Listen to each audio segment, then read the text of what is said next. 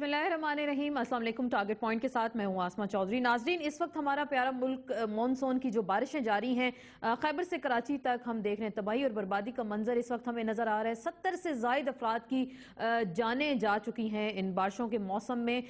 लेकिन दूसरी जानिब हम अपने सियासतदानों की जब बात करते हैं और सियासी बयानात का सैलाब तो पाकिस्तान की सियासत में वैसे ही हलचल मचा रहा है और तो और पाकिस्तान के वज़ीर आज़म भी इस मुश्किल वक्त में चाइना की यात्रा को निकल गए कि शायद इसके बाद उनको ये मौका दोबारा नसीब हो या ना हो। लेकिन हम बात करते हैं, किसी को बल्दियात के निज़ाम का बुखार चढ़ा है, कोई इसकी मुखालफत कर रहा है और कोई इसी के हवाले से अपनी अगली नौकरी पक्की करने की चक्रों में मसरूफ़ हैं। और लगता कुछ ऐसे ही है कि सब ये कुछ सियासी फ़ायदे की खातिर हो रहा है। और जो हम सैलाबी बयानात इस वक्त सुन रहे हैं उस हवाले से अगर हम बात करें, कोई कहता है कि कोई किसी के पिट्ठू के तौर पर इस्तेमाल हो रहा है, सिंध को तोड़ने की साजिशें की जा रही हैं और कोई सुबाइयत का इसको रंग देने के मुतरातिब बातें की जा रही हैं। और दूसरी जानिब कहीं इस्तीफे, पहिएजाम हड़ताल की कॉल्स हम सुन रहे हैं और कोई ये कह रहा है कि जिस्मानी और जहनी तौर पर सिंध के आवाम तैयार हो जाएं हर किस्म के हालात का मुकाबला करने के लिए। इशू अगर बल्दियात का ही है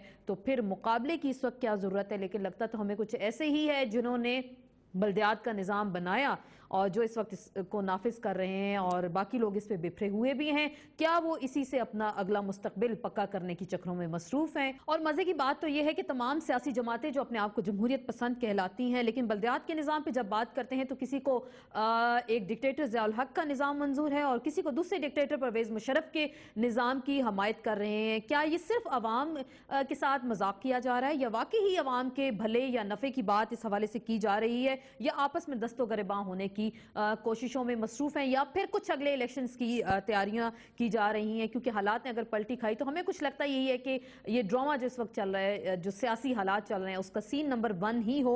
उसके बाद हालात किस जानिब जाते हैं ये तो आने वाला वक्त ही बताएगा कि क्यों नहीं इस हवाले से काबिल कबूल हल या फार्मूला सामने लाया जाता है। और बिल आखिर क्या हम ये देख रहे हैं कि मुस्तकबिल में ये मामला फिर सुप्रीम कोर्ट में जाएगा और वहां से जब कोई हल सामने आता है तो तनकीद शुरू हो जाती है कि जुडिशरी और एग्जीक्यूटिव के दरमियान मामला जो हैं टेंशन की जानिब जाते हैं। तो क्यों नहीं जो जैसे कि चेयरमैन सेनेट नैयर बुखारी की तजवीज़ सामने आ गई कि जनरल इलेक्शंस और बल्दियात के इलेक्शंस एक वक्त में ही कराए जाएं ताकि ये सारे का सारा स्यापा ही खत्म हो और इस हवाले से सियासत जो की जा रही है वो भी खत्म हो। यहाँ लेंगे एक ब्रेक और ब्रेक के बाद अपनी गुफ्तगू का आगाज करेंगे। अपने मुअज़्ज़ज़ मेहमानों के साथ हमें ज्वाइन करेंगे सेनेटर सईद गनी साहब, शेख रोहिल असगर साहब, अमानुल्लाह मसूद साहब, ख्वाजा इजहारुल हसन साहब और एयाज लतीफ़ पलीजो साहब के साथ गुफ्तगू का आगाज करेंगे मुख्तसर से ब्रेक के बाद।